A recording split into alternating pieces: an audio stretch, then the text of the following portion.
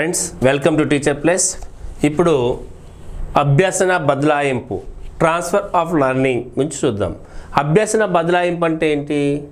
అభ్యసనము బదలాయించడం అంటే ఒక చోట నేర్చుకున్న విషయాలు లేదా ఒక సందర్భంలో నేర్చుకున్న విషయాలు మరొక సందర్భంలో మరొక విషయాన్ని నేర్చుకునేటప్పుడు ఈ ఇంతకుముందు నేర్చుకున్న అంశాల యొక్క ప్రభావం దాని మీద పడితే సానుకూలంగా కానీ ప్రతికూలంగా కానీ, అంటే ఒక చోట నేర్చుకున్న అంశాల యొక్క ప్రభావము రెండవ చోట నేర్చుకున్న దాని మీద చూపిస్తే దాన్ని అభ్యసన బదలాయింపు అంటారు. అభ్యసన బదలాయింపు ట్రాన్స్ఫర్ ఆఫ్ లెర్నింగ్ అంటాం. ఈ అభ్యసన బదలాయింపు దాదాపుగా ఎక్కడో వచ్చినా కనబడుతుంది, కానీ దీన్ని విలియం జేమ్స్ ఒక్కడు మాత్రం వ్యతిరేకించాడు. విలియం జేమ్స్ అభ్యసన బదలాయింపు జరగదు, అది తప్ప అని చెప్పి వ్యతిరేకించి ఆయన కొంత ప్రయత్నం చేశాడు. ఏది ఏమైనప్పటికీ అభ్యసన బదలాయింపు అనేది మనం ఖచ్చితంగా చూస్తుంటాం. ఈ అభ్యసన బదలాయింపు జరిగే విధానాన్ని బట్టి, అంటే ఒక చోట నేర్చుకున్న అంశాల యొక్క ప్రభావము రెండో విషయం నేర్చుకోవడంలో ఏ విధంగా ప్రభావితం చేస్తుంది, గతంలో నేర్చుకున్న విషయము మరొక విషయం నేర్చుకోవడంలో ఏ విధమైన ప్రభావాన్ని చూపిస్తుంది అనే దాన్ని బట్టి 4 రకాలుగా క్లాసిఫై చేసుకున్నాం. ఒకటి ఏంది? అనుకూల బదలాయింపు. ఓకే. రెండవది ప్రతికూల బదలాయింపు. మూడవది శూన్య బదలాయింపు. నాలుగవది ద్విపార్శ్వ బదలాయింపు. ఒక్కొక్క దాన్ని చూద్దాం. అనుకూల బదలాయింపు, పాజిటివ్ ట్రాన్స్ఫర్. అనుకూల బదలాయింపు అంటే ఏంది? ఒక చోటు నేర్చుకున్న విషయం మరొక విషయం నేర్చుకోవడానికి సహకరిస్తే. సంస్కృతం నేర్చుకున్న విద్యార్థికి హిందీ నేర్చుకోవడం సులభం అవుతుంది. సైకిల్ తొక్కడం నేర్చుకున్న విద్యార్థికి బైక్ నడపడం సులభం అవుతుంది. టైప్ రైటింగ్ నేర్చుకున్న వ్యక్తికి కంప్యూటర్ కీబోర్డ్ మీద ఆపరేట్ చేయడం సులభం అవుతుంది. కారు నడిపించిన వ్యక్తికి బస్సు నడపడం సులభం అవుతుంది. మ్యాథ్స్లో గణిత ప్రక్రియ నేర్చుకున్న వ్యక్తికి ఫిజికల్ సైన్సెస్లో వచ్చినటువంటి సమస్యలను పరిష్కరించడం సులభం అవుతుంది. అంటే ఇక్కడ నేర్చుకున్న అంశాలన్నీ కూడా హాకీ ఆడినటువంటి పిల్లానికి ఫుట్బాల్ నేర్పడం ఈజీ అవుతుంది. ఓకే. షటిల్ కాక్ నేర్చుకున్న విద్యార్థికి టెన్నిస్ ఆడడము ఈజీగా నేర్పించవచ్చు. అంటే ఇక్కడ నేర్చుకున్న అంశాలు మరొక నేర్చుకోవడానికి సులభం అవుతుంది, సహకారం చేస్తుంది. ఎందుకంటే సైకిల్ తొక్కడం నేర్చుకున్నాడు, సైకిల్ హ్యాండిల్ చేయడం నేర్చుకున్నాడు, బైక్ హ్యాండిల్ చేయడం సులభం ఈజీ అయిపోతుంది.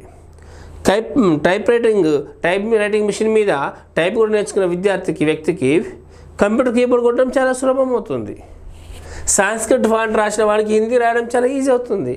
మ్యాథ్స్లో ప్రాబ్లం చేసిన ఫిజిక్స్లో ఉన్న సమస్యలను ఈ సూత్రాలను అక్కడ అప్లై చేసి చేయడం చాలా ఈజీ అవుతుంది. దీన్ని అనుకూల బదలాయింపు అంటారు. అంటే ఇక్కడ నేర్చుకోవడం వల్ల రెండో విషయం చాలా సులభంగా నేర్చుకున్నాడు ఇక్కడ, కానీ అనుకూలించింది కాబట్టి ఇది అనుకూల బదలాయింపు అంటారు. రైట్. ప్రతిసారి అలా జరుగుతుందా? కాదు కదా. దాన్ని ప్రతికూల బదలాయింపు అని మళ్ళొకటి. అంటే ఒక చోట నేర్చుకున్నది రెండవది నేర్చుకోవడానికి ఆటంకం ఏర్పరిస్తే, మొదటి నేర్చుకున్న విషయము రెండవది నేర్చుకోవడానికి ఆటంకం ఏర్పరిస్తే దాన్ని ప్రతికూల బదలాయింపు అంటారు. మన ఇండియాలో కార్లకు రైట్ సైడ్ స్టీరింగ్ ఉంటుంది. వెస్టర్న్ కంట్రీస్కి వెళ్ళేసరికి వాళ్ళ కార్ స్టీరింగ్ లెఫ్ట్ సైడ్ ఉంటుంది. అప్పుడు కార్ డ్రైవింగ్ వచ్చగా దాన్ని కూర్చున్నప్పుడు అంత ఈజీగా నడపగలుగుతామా? లేదు, కన్ఫ్యూజ్ అవుతాం. అవునా? అంటే ఇక్కడ నేర్చుకుని అక్కడ అడ్డం వస్తుంది. అట్లాగే మనము కొన్ని పదాలు చూసినట్లయితే బుక్ యొక్క ప్లూరల్ వాడేది బుక్స్ అంటాం.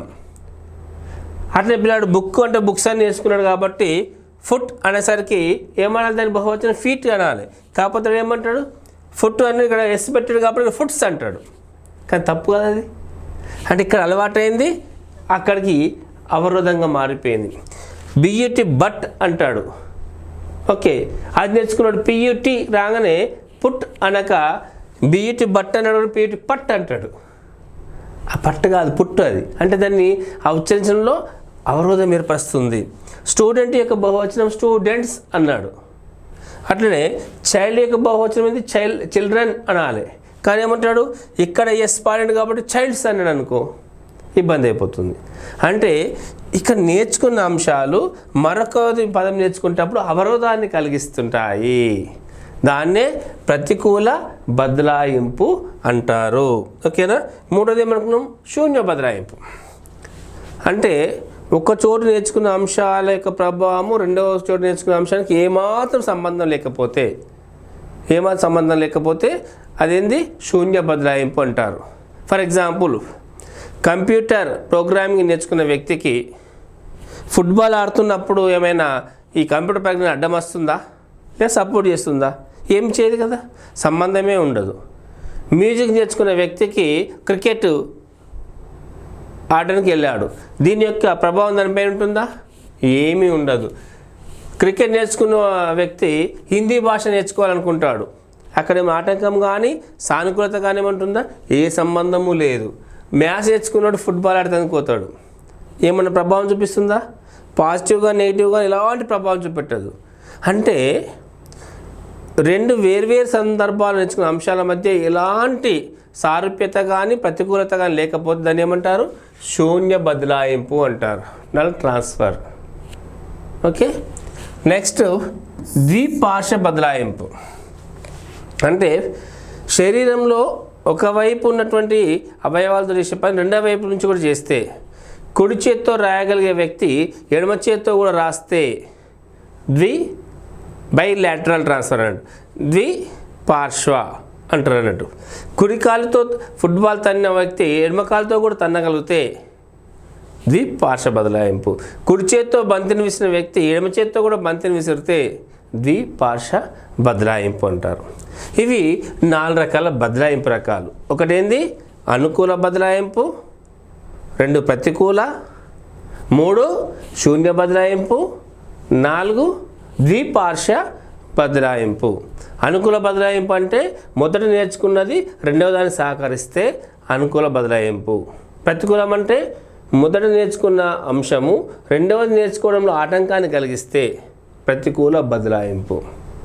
శూన్య బదలాయింపు అంటే మొదట నేర్చుకున్న దానికి రెండవ దానికి మధ్య ఎలాంటి సంబంధం లేకపోతే దాని శూన్య బదలాయింపు. ద్విపార్శ్వ బదలాయింపు అంటే ఎడమ వైపుతో చేసే పనులన్నీ కుడి చేత్తో కూడా చేయగలిగితే, కుడి చేత్తో కుడి కాలుతో చేసే పనులను ఎడమ చేత్తో ఎడమ కాలుతో చేయగలిగితే ద్విపార్శ్వ బదలాయింపు అంటారు. ఓకేనా. ఇవి బదలాయింపు రకాలు. ఇప్పుడు దీనిపైన బదలాయింపు కొన్ని బదలాయింపు సిద్ధాంతాలు చూద్దాం. అభ్యసన బదలాయింపు సిద్ధాంతాలు, transfer of learning theories of transfer of learning. ఏంటి? సమరూప మూలకాల సిద్ధాంతం.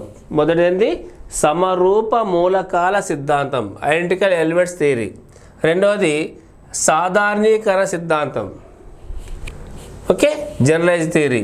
ఆదర్శాల సిద్ధాంతం, సమగ్రాకృతి సిద్ధాంతం. 4 అభ్యసన బదలాయింపు సిద్ధాంతాలు ఉన్నాయి. ఏంటి ఒక్కొక్కటి చూద్దాం.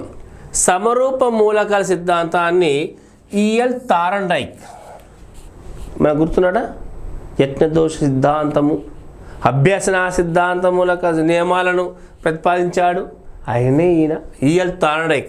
అమెరికా దేశానికి చెందిన ఈఎల్ థార్న్డైక్ తను ప్రతిపాదించిన సాదృశ్య నియమం అనేటువంటి ఆ నియమం నుంచి ఈ సమరూప మూలక సిద్ధాంతాన్ని ప్రతిపాదిస్తే దాన్ని వుడ్వర్త్ బలపరిచాడు, మద్దతు తెలిపాడు. Yes you're right mister Thorndike, అది సమరూప మూలక సిద్ధాంతం చెప్పింది రైట్ అని చెప్పిన వాడెవరు?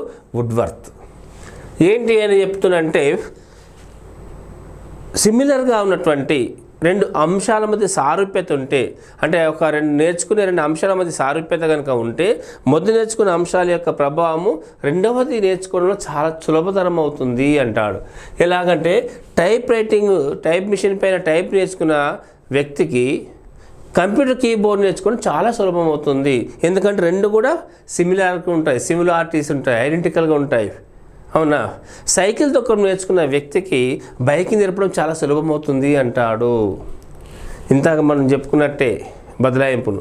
ఆయన గణితం నేర్చుకున్న వ్యక్తికి, అంకెల పరిజ్ఞానం నేర్చుకున్న వ్యక్తికి గణితంలో కానీ ఫిజికల్ సైన్స్లో కానీ లేదా స్టాటిస్టిక్స్ గణాంక శాస్త్రంలో కానీ నేర్పించడం చాలా సులభం అవుతుంది అంటాడు. లాటిన్ నేర్చుకున్న వ్యక్తికి ఇంగ్లీష్ నేర్పడం చాలా సులభం అవుతుంది అంటాడు. ఇవి ఎందుకంటే అందులో 2 అంశాల మధ్య పోలికలు ఉన్నాయి కాబట్టి ఒకటి నేర్చుకుంటే రెండవది చాలా సులభంగా నేర్పించవచ్చు అని చెప్పడమే సమరూప మూలకాల సిద్ధాంతం. దాని 2 మధ్య అభ్యసన బదలాయింపు సమగ్రంగా జరుగుతుంది అని సమర్థవంతంగా జరుగుతుందని చెప్పాడు. సాధారణీకరణ సిద్ధాంతం, దీన్ని చార్లెస్ జెడ్ ప్రతిపాదించాడు. ఎవరు? చార్లెస్ జెడ్ అనే వ్యక్తి ఈ సాధారణీకరణ సిద్ధాంతాన్ని ప్రతిపాదించాడు. ఏంటంటే ఒక దగ్గర నేర్చుకున్న విషయాన్ని నిత్య జీవితానికి అన్వయించుకొని తన నిత్య జీవితాన్ని ఉపయోగించుకోవడమే సాధారణీకరణ సిద్ధాంతం. న్యూటన్ నియమాలు నేర్చుకున్న వ్యక్తి క్రికెట్లో ఫీల్డింగ్ బంతిని పట్టుకునేటప్పుడు లాక్కొని పట్టుకుంటాడు, విసిరేటప్పుడు కూడా అవే. అంటే కొన్ని నియమాలను ఇక్కడ అడాప్ట్ చేసుకుంటాడు. సైన్స్లో నేర్చుకున్న నియమాలను నిత్య జీవితంలో అతడు ఉపయోగించుకుంటాడు. అంటే ఒక చోటు నేర్చుకున్న దాన్ని మిగతావి ఇతర సందర్భాల్లో కూడా ఉపయోగించి జనరలైజ్ చేయడమే సాధారణీకరణ సిద్ధాంతం అని చెప్పేసి చార్లెస్ జెడ్ చెప్తాడు. ఓకే, నెక్స్ట్ ఆదర్శాల సిద్ధాంతం. WC Bagley, educational determinism book రాసినటువంటి వ్యక్తి డబ్ల్యూసి బాగ్లే. ఇతడు ఏమంటాడంటే ఆదర్శాలు, నైతికత కలిగిన వ్యక్తి, ఇంట్లో నైతిక విలువలు నేర్చుకునే వ్యక్తి సమాజంలో వృత్తి జీవితంలో ఎక్కడికి వెళ్ళినా కూడా నైతికత పాటిస్తాడు అని చెప్తాడు. సైన్యంలో డిసిప్లిన్ నేర్చుకునే ఒక సైనికుడు సైన్యం వదిలి మరొక ఉద్యోగం చేరినప్పుడు కూడా అదే క్రమశిక్షణను పాటిస్తాడు, అదే ఆదర్శ సిద్ధాంతం అంటాడు. ఇంట్లో శుభ్రతను పాటించే ఒక వ్యక్తి తన ఉద్యోగ జీవితంలో కూడా అలాంటి శుభ్రతనే పాటిస్తాడు ఉద్యోగ స్థలంలో, దాన్ని ఆదర్శాల సిద్ధాంతం అంటాడు. ఓకే, అంటే ఒక చోటు నేర్చుకునేటువంటి నైతికత, మంచి విలువలు ఏవైతే ఉన్నాయో అవి ఇతర సందర్భాల్లో కూడా ఉపయోగించడమే ఆదర్శాల సిద్ధాంతం. నెక్స్ట్ సమగ్రాకృతి సిద్ధాంతం. మనకు తెలుసు గెస్టాల్ట్ వాదులు ఎవరు? వర్దిమర్, కోఫ్కా, కోహెలర్లు చెప్పిన సిద్ధాంతం ఇది. ఏంటంటే ఒక విషయాన్ని కంప్లీట్గా నేర్చుకున్నప్పుడు అందులో అంశాల మధ్య ఆంతరంగిక అంశాల మధ్య సారూప్యతలు కానీ భేదాలు కానీ ఒకదానికోటి విడదీసి చూడడం ఏదో సమగ్రాకృతి సిద్ధాంతం అంటారు. ఫర్ ఎగ్జాంపుల్, ఇండియన్ జాగ్రఫీ గురించి నేర్చుకున్న ఒక విద్యార్థి అందులో ఉన్నటువంటి భారతదేశ భౌగోళిక స్వరూపంలో ఉన్నటువంటి అంశాలని శీతోష్ణస్థితిలో మార్పులు, వర్షపాతంలో మార్పులు, అడవులు, నదులు, పర్వతాలు, అక్కడ ఉన్నటువంటి విభిన్న భౌగోళిక పరిస్థితుల పట్ల పోలికలు కానీ భేదాలు కానీ గుర్తించి అధ్యయనం చేయడం ఏదంతో దాన్ని ఏమంటారు? సమగ్రాకృత సిద్ధాంతంగా వీళ్ళు గెస్టాల్ట్ వాదులు పేర్కొన్నారు. This is what about transfer of learning. దీనిలో ఎన్ని సిద్ధాంతాలు ఉన్నాయి? 4. అభ్యసన బదలాయింపు సిద్ధాంతాలు ఏంటి? 1 సమరూప మూలకాల సిద్ధాంతం, ఎవరు ప్రతిపాదించారు? EL Thorndike. 2వది సాధారణీకరణ సిద్ధాంతం, ఎవరు ప్రతిపాదించారు? Charles Z. ఆదర్శాల సిద్ధాంతం ఎవరు ప్రతిపాదించారు? WC Bagley. సమగ్రాకృతి సిద్ధాంతం ఎవరు ప్రతిపాదించారు? గెస్టాల్ట్ వాదులైనటువంటి వర్దిమర్, కోఫ్కా, కోహెలర్. ఈ టాపిక్లో మనం ఏం నేర్చుకున్నాము? అభ్యసన బదలాయింపు రకాలు. ఓకే, ఏది? అనుకూల బదలాయింపు, ప్రతికూల బదలాయింపు, శూన్య బదలాయింపు, ద్విపార్శ్వ బదలాయింపు 4 రకాలు. అభ్యసన బదలాయింపు సిద్ధాంతాలు కూడా మళ్ళీ 4. సమరూప మూలక సిద్ధాంతము థారండైక్ ప్రతిపాదించాడు. చార్లెస్ జెడ్ ప్రతిపాదించిన సాధారణీకరణ సిద్ధాంతము, డబ్ల్యూసి బాగ్లే ప్రతిపాదించిన ఆదర్శాల సిద్ధాంతము, గెస్టాల్ట్ వాదులైన వర్దిమర్, కోఫ్కా, కోహెలర్ ప్రతిపాదించిన సమగ్రాకృతిక సిద్ధాంతం. ఇవి అభ్యసన బదలాయింపు సిద్ధాంతాలు. ఓకేనా? Right, thank you.